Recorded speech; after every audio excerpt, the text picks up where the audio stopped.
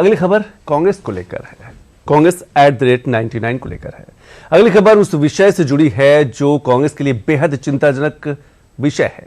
दरअसल सोमवार को आए 5 राज्यों के नतीजे कांग्रेस के लिए चौंकाने वाले रहे। 5 राज्यों के नतीजों ने लगातार कांग्रेस की हार कहा जा सकता है। अगर राहुल गांधी की बात करें तो राहुल गांधी की अब तक 2022 से अगर देखा जाए, जब भारत जोड़ो यात्रा उन्होंने शुरू की थी, तब से अब तक देखा जाए तो लगभग 99 ऐसी जगह हैं जहां से वो चुनाव हारे हैं।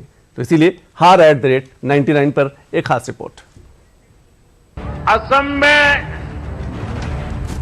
बीजेपी एनडीए सरकार की हैट्रिक लगेगी। शाही परिवार के जो नामदार है ना, जो दिल्ली में बैठे हैं, असम के चुनाव के नतीजे के बाद उनकी हार की सेंचुरी का रिकॉर्ड भी असम के लोग ही बनवाएंगे।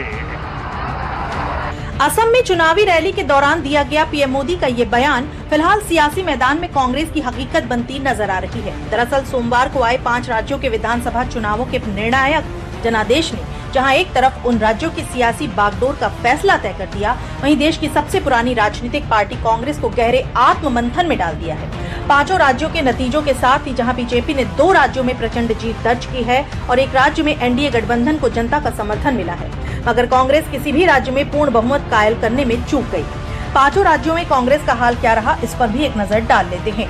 अभी तक के नतीजों के मुताबिक कांग्रेस ने सबसे ज्यादा 63 सीटें केरल में जीती, मगर ये आंकड़ा अभी भी बहुमत से दूर है। वहीं उसके बाद असम के चुनाव में उन्हें 19 सीटें हासिल हुई, मगर तमिलनाडु, पुडुचेरी और पश्चिम बंगाल के चुनाव में कांग्रेस सिंगल डिजिट में रह गई। ये सिर्फ आंकड़े नहीं है, बल्कि देश की सबसे पुरानी राजनीतिक पार्टी के लिए चिंता का विषय भी है। कांग्रेस की राजनीति में राहुल गांधी का सफर काफी लंबा रहा है, लेकिन ये सफर ज्यादातर चुनावी हारों से घिरा रहा। खबरों की माने तो अब तक वे देश भर में 99 चुनाव हार चुके हैं और हार का शतक बनाने से बस एक कदम दूर हैं।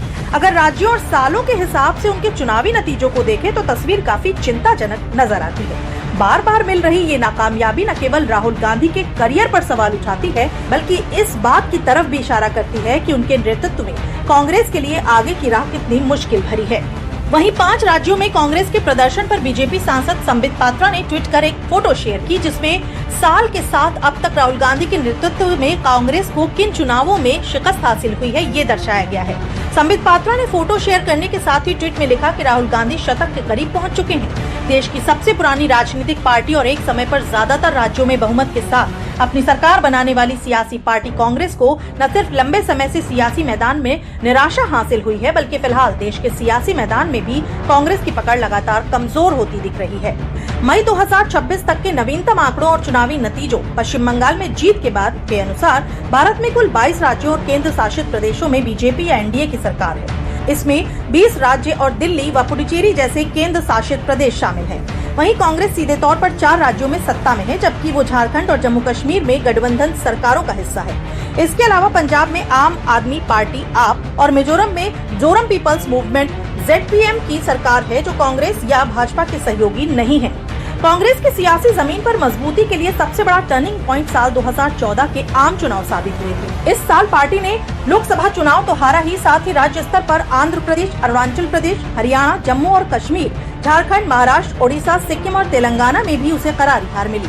तब से अब तक कांग्रेस देश में सियासी जमीन पर पकड़ बनाने का प्रयास कर रही है, मगर हाल फिलहाल के चुनाव नतीजों ने कांग्रेस के फैसलों और प्रयासों दोनों पर सवालिया निशान उठा दिए हैं।